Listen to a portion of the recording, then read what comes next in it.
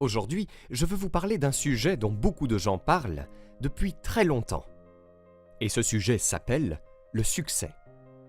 Vous voyez, le succès signifie différentes choses pour différentes personnes. Mais ce que le succès peut signifier pour moi est différent de ce qu'il peut signifier pour vous. Et ce que cela peut signifier pour vous est différent de ce que cela signifie pour un enfant de maternelle qui essaye juste d'obtenir une étoile sur son devoir. Ou peut-être à une femme au foyer qui essaye de mettre ses 5 enfants au lit à 21h. Ou peut-être même à un cadre d'entreprise qui travaille pour sa société depuis plus de 20 ans et qui souhaite seulement devenir le PDG de son organisation. Comme vous pouvez le constater, nous avons tellement de définitions différentes du mot succès. Mais la meilleure définition que je puisse vous donner aujourd'hui est la suivante. Le succès, c'est l'expression de soi. Il s'agit d'être qui vous voulez être, de faire ce que vous voulez faire, d'aller où vous voulez aller. Parce que quand il s'agit de votre vie, vous êtes le patron. Et vous avez le choix. En fait, vous êtes qui vous êtes aujourd'hui grâce à tous les choix que vous avez faits au cours de votre vie. Mais en grandissant, de nombreuses personnes essayent de nous dire comment faire ces choix. Nos parents, nos professeurs, nos patrons, nos amis et même nos voisins. Ils essaient de nous dire comment vivre notre vie, ce que nous devons faire, où nous devons aller, comment nous devons marcher, comment nous devons parler. Mais la question que je vous pose est la suivante.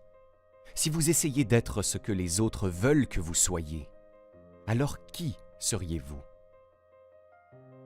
Donc la clé du succès est d'arrêter de se conformer aux attentes des autres et de commencer à être à la hauteur de vos propres attentes. C'est de croire en soi, c'est de savoir que ce que vous voulez finira par se réaliser, tant que vous y croyez. Vous voyez, vous devez avoir la foi, et la foi, c'est savoir que ce que vous voulez finira par se réaliser, tant que vous y croyez. Et si vous nourrissez votre foi, vous verrez souvent que vos peurs mourront de faim, parce que si vous croyez en vous, tous les autres croiront en vous. Heureusement, pendant longtemps, je n'ai pas vraiment cru en moi. En fait, j'étais le genre de personne que les mères mettaient souvent en garde contre leurs filles.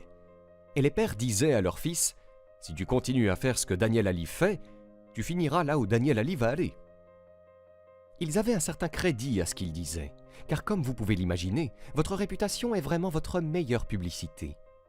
Je n'avais pas vraiment une bonne réputation, parce que je vivais tellement en dessous de mon potentiel. Je vivais en fait dans le sous-sol de ma mère. À l'âge de 21 ans, j'ai eu plus de 40 emplois différents. J'ai été viré de plus d'emplois que la plupart des gens. Au lycée, j'ai été diplômé avant-dernier. Le dernier gars, eh bien, il était en prison. J'ai pris de la drogue pendant 8 ans et j'étais perdu.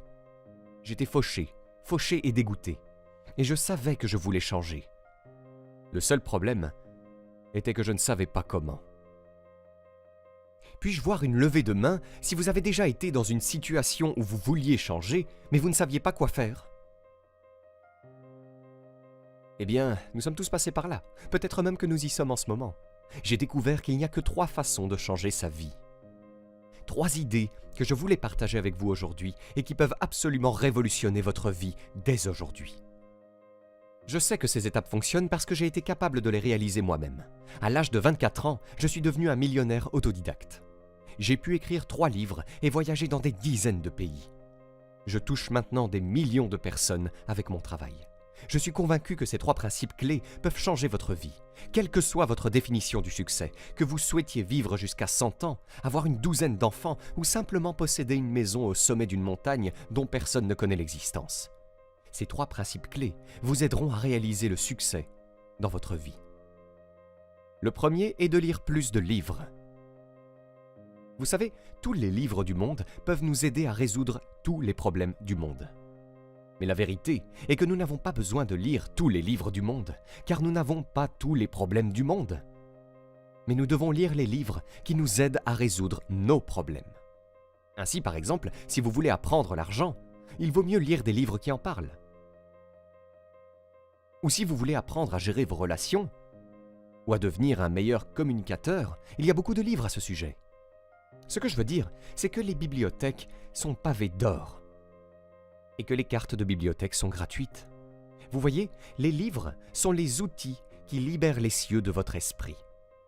Et les leaders sont des lecteurs. Vous voyez, si vous voulez réussir, vous devez lire.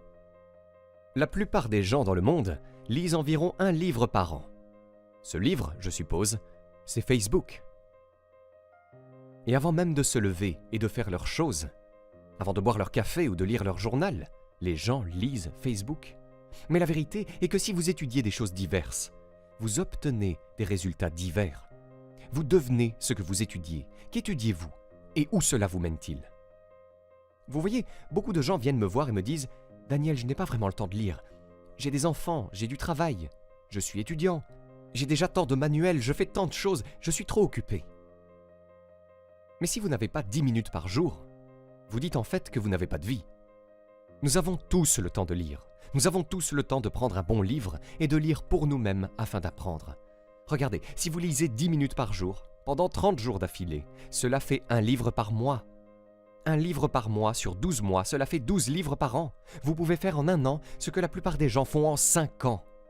Vous parlez du manque de temps. Nous avons tous le temps de lire.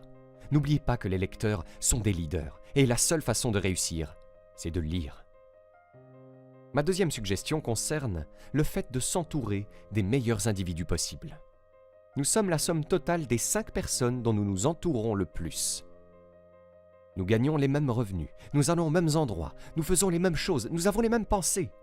Et si vous deviez regarder vos 5 amis les plus proches, vous devez vous poser cette seule question. Qui sont mes leaders? Et où m'emmènent-ils? En d'autres termes, mes leaders m'amènent-ils là où je voudrais être? Vous voyez, si la réponse est non, alors vous avez besoin de nouveaux leaders. Vous avez besoin de personnes qui vous inspirent, de personnes qui peuvent vous aider, vous élever vers des objectifs qui transcendent vos propres possibilités et votre pensée. Vous devez réaliser vos objectifs, et vous ne pouvez le faire qu'en vous entourant des bonnes personnes. Beaucoup d'entre nous ont ce que j'aime appeler des amis par défaut. Les amis par défaut sont essentiellement les personnes que nous voyons dans le voisinage. À l'épicerie, au gymnase, au centre commercial, à l'église, au travail, partout où nous allons.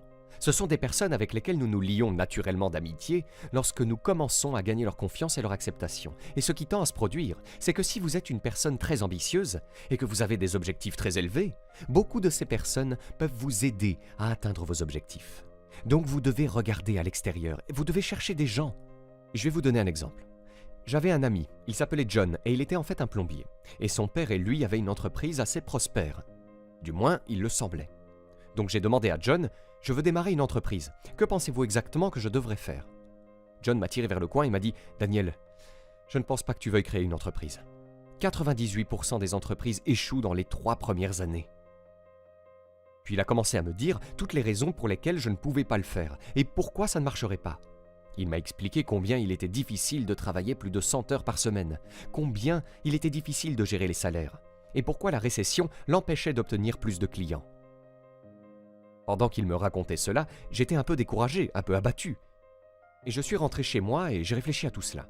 Quand j'arrive à mon journal, j'ai l'habitude de réfléchir, et j'ai écrit dans mon journal, les 98% des statistiques sont inventées, y compris celle-là. Vous voyez, vous devez réaliser que l'opinion que l'on a de vous ne peut devenir votre réalité. Et pour changer votre réalité, vous devez changer votre mentalité et les gens dont vous vous entourez.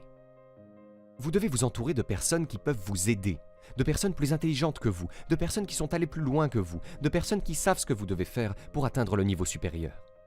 La vérité, c'est que les personnes que vous cherchez vous cherchent aussi. Mais vous devez les trouver.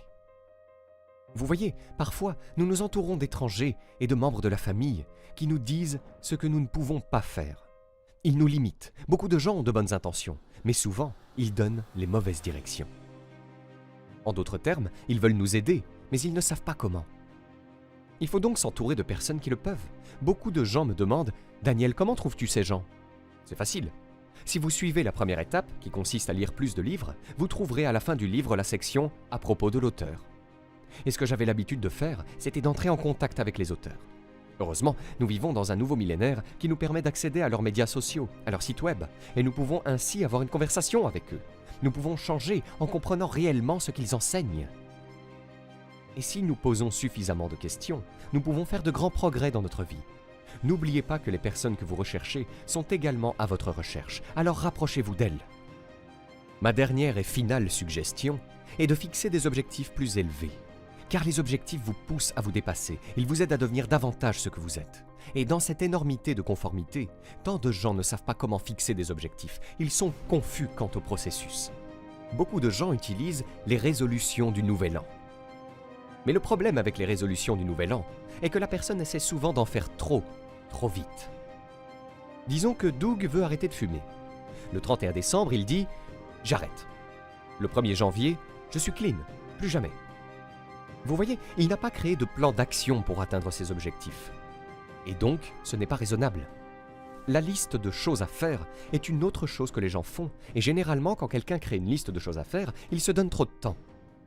Il n'y a pas d'urgence, et la plupart du temps, ils n'écrivent pas leurs objectifs. Alors, que suggérez-vous ? Eh bien, je suis heureux que vous demandiez.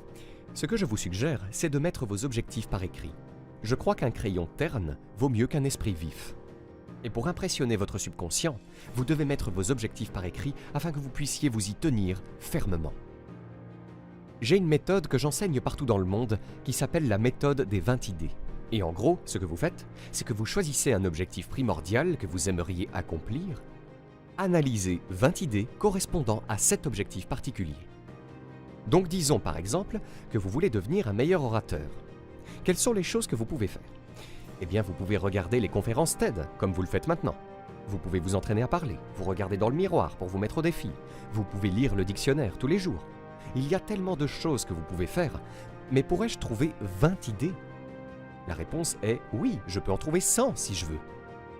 Imaginez si vous faisiez cela dans tous les domaines de votre vie, financièrement, pour les promotions, pour votre famille, et que vous écriviez vos objectifs tous les jours. Vous seriez capable d'accomplir tellement de choses dans votre vie. Vous voyez, nous avons tout ce dont nous avons besoin pour réussir, mais nous devons prendre ce que nous avons pour obtenir davantage de ce que nous voulons. Qu'il s'agisse des voitures que nous conduisons, des vêtements que nous portons, de la nourriture que nous mangeons ou des personnes que nous rencontrons. Dans ce dépôt de la diversité, nous avons tout ce dont nous avons besoin pour réussir. Mais nous devons y croire. Vous voyez, quand vous croyez en vous, vous vous apercevez que tout le monde croit en vous. Et vous devez aussi voir grand. Si vous voyez grand, vous ferez grand et vous gagnerez grand. Eh bien, BIG est en fait les 3 idées que je veux partager avec vous aujourd'hui. B pour Books, les livres que vous lisez, I pour Individuals, les individus que vous rencontrez, et G pour Goals, les objectifs que vous vous fixez. Des livres, des individus et des objectifs, c'est tout ce dont vous avez besoin pour réussir. Car lorsque vous voyez grand, vous faites grand, et vous gagnez grand, mes amis. Si vous avez aimé cette vidéo, vous pouvez cliquer sur le bouton j'aime et vous abonner à la chaîne, cela nous fera chaud au cœur.